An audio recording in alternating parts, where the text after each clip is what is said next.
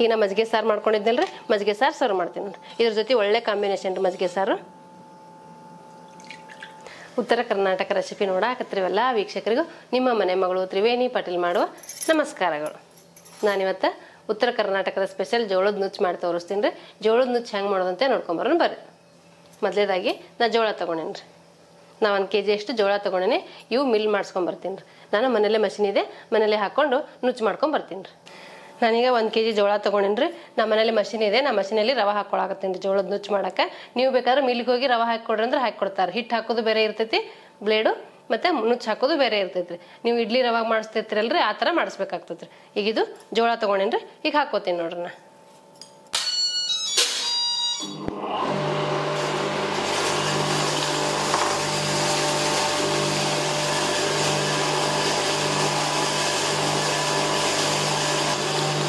ಈಗ ನೋಡ್ರಿ, ನಾ ಜೋಳ ಹಾಕೊಂಡೇನೆ ಕೆಳಗೆ ರವೆ ಹಾಕಿ ಬರ್ತೈತಿ ನೋಡ್ರಿ.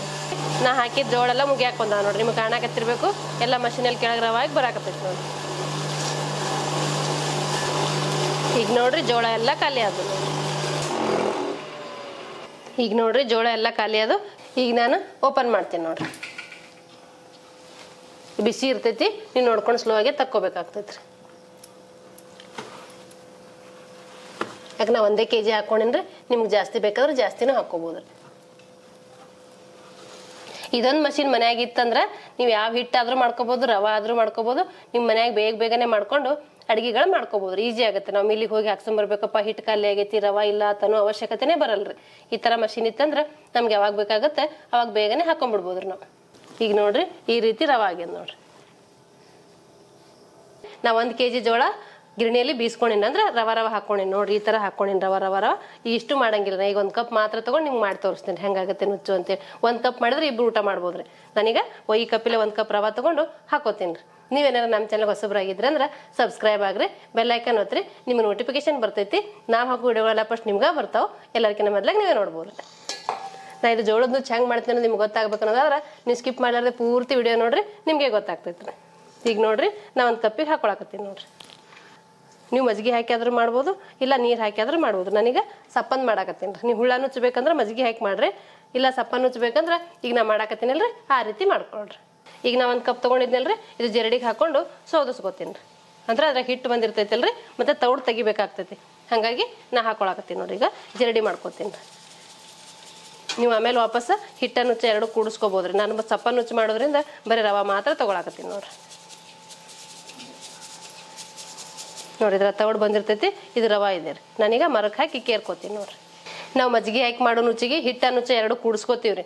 ಇದು ರವೆ ಕೇರ್ಕೊಂಡು ಮತ್ತೆ 2 ಮಿಕ್ಸ್ ಮಾಡಿ ಮಾಡ್ತೀವಿ ರೀ. ಈಗ ನಾ ಸಪ್ಪ ನುಚ್ಚು ಮಾಡಾಕತ್ತೀನಿ ರೀ, ಹಂಗಾಗಿ ಬರೀ ರವೆ ಮಾತ್ರ ತೊಗೋತೀನಿ. ಈಗ ಇದು ಮರಕ್ಕೆ ಹಾಕಿ ಕೇರ್ಕೋತೀನಿ ರೀ. ಹಿಟ್ಟು ತಕ್ಕೊಂಡೇನಿ ಸಪ್ರೇಟಾಗಿ. ಈಗ ಇದು ಮರಕ್ಕೆ ಹಾಕಿ ಕೇರ್ಕೋತೀನಿ ರೀ. ನೋಡ್ರಿ ಈಗ ತೌಡು ಬಂದೈತಿ, ಇದು ಕೇರಿದ್ರೆ ಕೆಳಗೆ ಬರ್ತೈತಿ ನೋಡ್ರಿ. ಎಲ್ಲ ನೋಡ್ರಿ ನಿಮ್ಮ ವಿಡಿಯೋದಾಗ ಕಾಣಕತ್ತಿರ್ಬೇಕು ತೌಡೆಲ್ಲ ಹೆಂಗೆ ಬಂದೈತಿ. ಈ ತೌಡು ತಕ್ಕೊಂಡು ನುಚ್ಚು ಮಾಡ್ಬೇಕ್ರಿ. ಜೋಳದ ನುಚ್ಚು ಆರೋಗ್ಯಕ್ಕೆ ಒಳ್ಳೇದ್ರಿ, ಹಂಗಾಗಿ ನಾನೀಗ ಜೋಳದ ನುಚ್ಚು ಮಾಡಾಕತ್ತೀನಿ ರೀ.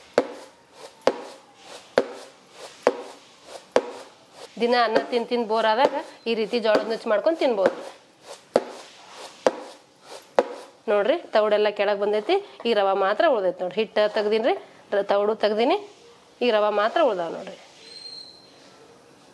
ಈಗ ಕಪ್ಪಿಗೆ ಹಾಕೊಂಡು ಅಳತಿ ಮಾಡಿ ಪಾತ್ರೆಗೆ ಹಾಕೋತೀನಿ ನೋಡ್ರಿ. ಈಗ ನಾ 1 ಕಪ್ ರವೆ ತೊಗೋತೀನಿ ರೀ. ನೋಡ್ರಿ 1 ಕಪ್ ಅದಾವ ನೋಡ್ರಿ, ಕರೆಕ್ಟ್ 1 ಕಪ್ ಅದಾವ ನೋಡ್ರಿ. ನಾ ರವೆ ಮಾತ್ರ ತೊಗೊಂಡಿನಿ, ಹಿಟ್ಟೇನು ತೊಗೊಂಡಿಲ್ಲ, ಬರೀ ರವೆ ಮಾತ್ರ ತೊಗೊಂಡಿನಿ. ಈಗ ಹಾಕೋತೀನಿ ನೋಡ್ರಿ. ಈ 1 ಕಪ್ ರವೆಕ್ಕೆ 3 ಕಪ್ ನೀರು ಹಾಕೋತೀನಿ ನೋಡ್ರಿ. ನೀವು ಮತ್ತೆ ಹಿಟ್ಟು ನುಚ್ಚು 2 ಮಿಕ್ಸ್ ಮಾಡಿ ಮಾಡ್ಬೋದ್ರಿ, ಅದು ಹುಳ ನುಚ್ಚಾಗುತ್ತೆ ರೀ. ಈಗ ಇದು ಸಪ್ಪ ನುಚ್ಚು ಮಾಡೋದ್ರಿಂದ ಬರೀ ನುಚ್ಚು ಮಾತ್ರ ತೊಗೊಂಡಿನಿ ರೀ. ಈಗ ಇದಕ್ಕೆ 3 ಕಪ್ ನೀರು ಹಾಕೋತೀನಿ ನೋಡ್ರಿ. 1 2 3. ನಾ ಹಿಟ್ಟ ಮತ್ತು ತೌಡು 2 ತೆಗ್ದಿದ್ದೀನಿ ರೀ, ಬರೀ ರವೆ ಮಾತ್ರ ತೊಗೊಂಡಿದ್ದೀನಿ. ಈಗ ಚಲೋ ಹೊತ್ತಿಗೆ ಮಿಕ್ಸ್ ಮಾಡ್ಕೋತೀನಿ ನೋಡ್ರಿ. ನೀವು ಸ್ಟೋವ್ ಮೇಲೆ ಇಟ್ಟಾದ್ರೂ ಮಿಕ್ಸ್ ಮಾಡ್ಬೋದು, ಇಲ್ಲ ಕೆಳಗಡೆ ಆದ್ರೂ ಮಿಕ್ಸ್ ಮಾಡ್ಬೋದು. ಕೆಳಗಡೆ ಮಿಕ್ಸ್ ಮಾಡ್ಕೊಂಡು ಮಾಡಿದ್ರೆ ಗಂಟಾಗಲ್ಲ ರೀ, ಹಾಗಾಗಿ ನಾನು ಕೆಳಗಡೆನೇ ಮಿಕ್ಸ್ ಮಾಡಾಕತ್ತೀನಿ ನೋಡ್ರಿ. ಈಗ ಇದಕ್ಕೆ ರುಚಿಗೆ ತಕ್ಕಷ್ಟು ಉಪ್ಪು ಹಾಕ್ಕೋಬೇಕ್ರಿ. ಈಗ ನೋಡ್ರಿ ನಾ ಸ್ಟೋವ್ ಮೇಲೆ ಇಡ್ತೀನಿ ನೋಡ್ರಿ. ಈಗ ಇದೊಂದು ಸ್ವಲ್ಪ ಕುದಿವರೆಗೆ ಮಿಕ್ಸ್ ಮಾಡ್ತಾ ಇರ್ಬೇಕ್ರಿ ನೀವು,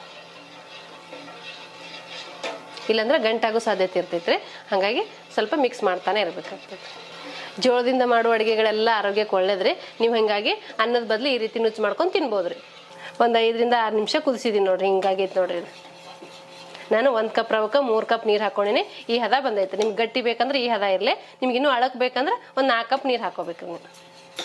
ಈಗ ನೋಡ್ರಿ ಚಲೋ ಹೊತ್ನಾಗೆ ಕುದಿಸ್ಕೋಬೇಕ್ರಿ. ಯಾಕಂದ್ರೆ ರವೆ ಇರ್ತೈತಲ್ಲ, ಈ ರೀತಿ ನೀವು ಕುದಿಸ್ಕೊಂಡ್ರೆ ಮಸ್ತಾಗಿರ್ತೈತೆ ನೋಡ್ರಿ. ಹಿಂಗೆ ಲಟಪಟ ಲಟಪಟ ಲಟಪಟ ಕುದಿಬೇಕ್ರಿ ಇದು.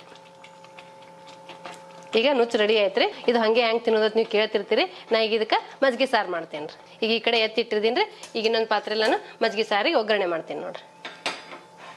ಈಗ ಒಗ್ಗರಣೆಗೆ ಬೇಕಾಗಷ್ಟು ಎಣ್ಣೆ ಹಾಕೋತೀನಿ ರೀ. ನಾನು ಚಿಕ್ಕ ಪಾತ್ರೆ ಇಟ್ಕೊಂಡಿನಿ. ಈಗ ಇದಕ್ಕೆ ಎಣ್ಣೆ ಹಾಕೋತೀನಿ ನೋಡ್ರಿ. 1 ಸ್ಪೂನ್ ಆದ್ರೆ ಸಾಕ್ರಿ ಇದಕ್ಕೆ. ಇದು ಎಣ್ಣೆ ಬಿಸಿ ಆಗಲ್ರಿ. ಈಗ ನೋಡ್ರಿ ಎಣ್ಣೆ ಬಿಸಿ ಆಗೈತಿ. ನಾ ಇದಕ್ಕೊಂದು ಸ್ವಲ್ಪ ಸಾಸಿವೆ ಹಾಕೋತೀನಿ ನೋಡ್ರಿ. ಸ್ವಲ್ಪ ಜೀರಿಗೆ ಹಾಕೋತೀನಿ ನೋಡ್ರಿ. ನಾನು ಒಂದು 2 ಹೆಸರು ಬೆಳ್ಳುಳ್ಳಿ ಜಜ್ಜಿ ಇಟ್ಕೊಂಡ್ರೆ ಬೆಳ್ಳುಳ್ಳಿ ಹಾಕೋತೀನಿ ರೀ. ಸ್ವಲ್ಪ ಕರಿಬೇವು ಹಾಕೋತೀನಿ. ಸ್ವಲ್ಪ ನಾನು ಹಸಿಮೆಣ್ಸಿಕಾಯಿ ಪೇಸ್ಟ್ ತೊಗೊಂಡಿದ್ರೆ ಅದನ್ನ ಹಾಕೋತೀನಿ. ನೀವು ಖಾರದ ಪುಡಿನೂ ಹಾಕೋಬೋದು. ಇದೆಲ್ಲ ಚಲೋ ಹೊತ್ತಿಗೆ ಮಿಕ್ಸ್ ಮಾಡ್ಕೋತೀನಿ. ಹಸಿಮೆಣ್ಸಿನ್ಕಾಯಿ ಹಾಕಿದ್ರೆ ಟೇಸ್ಟೇ ಬೇರೆ ಇರ್ತೈತೆ ರೀ. ಹಾಗಾಗಿ ನಾನು ಹಸಿಮೆಣ್ಸಿನ್ಕಾಯಿ ಜಜ್ಜಿ ಹಾಕ್ಕೊಂಡಿನಿ. ನೀವು ಬೇಕಂದ್ರೆ ಅದು ಖಾರದ ಪುಡಿನೂ ಹಾಕೋಬೋದು ರೀ. ಯಾವುದೇ ಅಡುಗೆಗೆ ನೀವು ಹಸಿಮೆಣ್ಸಿನ್ಕಾಯಿ ಹಾಕಿ ಮಾಡಿ ನೋಡಿರಿ, ಮಸ್ತಾಗಿರ್ತೈತೆ ರೀ ರುಚಿ. ಈಗ ಇದಕ್ಕೊಂದು ಸ್ವಲ್ಪ ಅರಿಶಿನ ಪುಡಿ ಹಾಕೋತೀನಿ ನೋಡಿರಿ. ನಾನು ಹಸಿಮೆಣ್ಸಿನ್ಕಾಯಿ ಪೇಸ್ಟ್ ಮಾಡಾಗ ಉಪ್ಪು ಹಾಕೊಂಡಿರ್ತೀನಿ ರೀ. ಇಲ್ಲಿ ಸ್ವಲ್ಪ ನೋಡ್ಕೊಂಡು ಹಾಕೋಬೇಕಾಗ್ತೈತೆ ರೀ. ರುಚಿಗೆ ತಕ್ಕಷ್ಟು ಉಪ್ಪು ಹಾಕೋರಿ. ಈಗ ಇದು ಒಗ್ಗರಣೆ ರೆಡಿ ಆಯ್ತು ರೀ. ನಾ ಈಗ ಸ್ಟವ್ ಆಫ್ ಮಾಡಿದ್ದೀನಿ. ಈಗ ಇದಕ್ಕೆ ಮಜ್ಜಿಗೆ ತಂದು ಹಾಕೋತೀನಿ ರೀ. ಇದು ಸ್ವಲ್ಪ ತಣ್ಣಗಾಗಲ್ರಿ. ತಣ್ಣಗಾದ ನಂತರ ನಾ ಮಜ್ಜಿಗೆ ಮಾಡಿ ಹಾಕೋತೀನಿ ನೋಡಿರಿ. ಈಗ ನೋಡಿರಿ ನಾನು ಸ್ವಲ್ಪ ಗುಮ್ಮಿರು ಪಾತ್ರೆ ತೊಗೊಂಡಿನಿ, ಅಂದ್ರೆ ಮಜ್ಜಿಗೆ ಕಡಿಯಾಕೆ ಈಸಿ ಆಗಲಿ ಅಂಥೇಳಿ. ಈಗ ಇದಕ್ಕೆ ಮೊಸರು ಹಾಕೋತೀನಿ ನೋಡಿರಿ. ನಮ್ಮ ಮನೇಲಿ ಹೆಪ್ಪಾಕಿರೋ ಮೊಸರು ಐತ್ರಿ, ಅದು ಹಾಕೋತೀನಿ ನೋಡಿರಿ. ಈಗ ಇದು ಕಟ್ಟಿತೀನಿ ನೋಡ್ರಿ. ನಾ ಈ ಕಡ್ಗೋಲೆ ಕಟ್ಟಿಬೇಕ್ರಿ. ಸ್ವಲ್ಪ ಹೊತ್ತು ಕಡಿದ ನಂತರ ನೀರು ಹಾಕೋಬೇಕಾಗ್ತದೆ ರೀ. ಈಗ ಸ್ವಲ್ಪ ನೀರು ಹಾಕೋತೀನಿ. ನಿಮ್ಮ ಮಜ್ಜಿಗೆ ಎಷ್ಟು ಗಟ್ಟಿ ಎಷ್ಟು ತಳಗ ಬೇಕು ನೋಡಿಕೊಂಡು ನೀವು ನೀರು ಹಾಕೋಬೇಕಾಗ್ತದೆ ರೀ. ಈಗ ನೋಡಿರಿ ನಾ ಮೊಸರು ಕಡ್ದು ಮಜ್ಜಿಗೆ ಮಾಡ್ಕೊಂಡೇನೆ. ಈಗ ಅಲ್ಲಿ ಒಗ್ಗರಣೆ ಮಾಡ್ಕೊಂಡೇನಲ್ರಿ, ಅದಕ್ಕೊಯ್ದು ಹಾಕೋತೀನಿ ನೋಡಿರಿ ಮಜ್ಜಿಗೆ. ಈ ರೀತಿ ಮಜ್ಜಿಗೆ ರೆಡಿ ಆಗೈತೆ ನೋಡಿರಿ. ಈಗ ನೋಡಿರಿ ನಾವು ಒಗ್ಗರಣೆ ಮಾಡ್ಕೊಂಡಿದ್ನೆಲ್ಲ ಅದಕ್ಕೊಯ್ದು ಹಾಕೋತೀನಿ ನೋಡಿರಿ. ಒಗ್ಗರಣೆ ತಣ್ಣಗಾದ ನಂತರ ನೀವು ಮಜ್ಜಿಗೆ ಹಾಕೊಡ್ರಿ. ಬಿಸಿ ಇದ್ದಾಗ ಹಾಕೊಂಡ್ರೆ ಮಜ್ಜಿಗೆ ಒಡಿ ಸಾಧ್ಯತೆ ಇರ್ತೈತಿ. ಈ ರೀತಿ ನಾನು ಮಜ್ಜಿಗೆ ಸಾರು ಮಾಡ್ಕೊಂಡಿದ್ದೀನಿ. ನೀವು ನಿಮ್ಮ ಮನ್ಯಾಗ ಈ ರೀತಿ ಮಜ್ಜಿಗೆ ಸಾರು ಮಾಡ್ಕೋಬೋದು. ಮ್ಯಾಲೆ ಸ್ವಲ್ಪ ಕೊತ್ತಂಬರಿ ಹಾಕಿದ್ರೆ ಇದು ಮಜ್ಜಿಗೆ ಸಾರು ರೆಡಿ ಆಯ್ತು ರೀ. ಈಗ ನೋಡಿರಿ ನಮ್ಮ ನುಚ್ಚು ಮಾಡ್ಕೊಂಡಿನಿ, ಸಪ್ಪ ನುಚ್ಚ ಸರ್ವ್ ಮಾಡ್ತೀನಿ ನೋಡಿರಿ. ಇದು ನಾನು ಗಟ್ಟಿಗೆ ಮಾಡ್ಕೊಂಡೇನೆ. ನೀವು ಬೇಕಾದ್ರೆ ಇನ್ನೊಂದು ಸ್ವಲ್ಪ ಅಳಕಾಗೇನ ಮಾಡ್ಕೋಬೋದು ರೀ. ನೋಡಿರಿ ಎಷ್ಟು ಮಸ್ತಾಗಿ ಒಂದೇ ಹದದಲ್ಲಿ ಬೆಂದೈತಿ. ಈಗ ನೀವು ಇದಕ್ಕೆ ಸಕ್ಕರೆ ಹಾಕಿ ಕೊಟ್ಟರು ಮಕ್ಳು ಇಷ್ಟಪಟ್ಟು ತಿಂತಾರೆ. ಈಗ ನಾ ಮಜ್ಜಿಗೆ ಸಾರು ಮಾಡ್ಕೊಂಡಿದ್ದೆನಲ್ರಿ, ಮಜ್ಜಿಗೆ ಸಾರು ಸರ್ವ್ ಮಾಡ್ತೀನಿ ನೋಡಿರಿ. ಇದ್ರ ಜೊತೆ ಒಳ್ಳೆ ಕಾಂಬಿನೇಷನ್ ರೀ ಮಜ್ಜಿಗೆ ಸಾರು. ನೀವು ನಿಮ್ಮ ಮನ್ಯಾಗ ಸಪ್ಪ ನುಚ್ಚ ಮಜ್ಜಿಗೆ ಸಾರು ಮಾಡ್ಕೊಂಡು ನಿಮ್ಮ ಅಭಿಪ್ರಾಯ ತಿಳಿಸ್ಬೋದು ರೀ. ನೋಡಿದ್ರಲ್ರಿ ವೀಕ್ಷಕರೇ, ಉತ್ತರ ಕರ್ನಾಟಕದ ಸ್ಪೆಷಲ್ ಜೋಳದ ನುಚ್ಚು ಮಾಡೋದನ್ನ. ಈ ಜೋಳದ ನುಚ್ಚ ಮಜ್ಜಿಗೆ ಸಾರು ಮಾಡೋ ಪದ್ಧತಿ ನಿಮ್ಗೆ ಇಷ್ಟ ಆಗಿತ್ತಂದ್ರೆ ಒಂದು ಲೈಕ್ ಮಾಡಿರಿ, ಶೇರ್ ಮಾಡಿರಿ, ಕಮೆಂಟ್ ಮಾಡಿರಿ, ಸಬ್ಸ್ಕ್ರೈಬ್ ಆಗ್ರಿ. ಧನ್ಯವಾದಗಳು.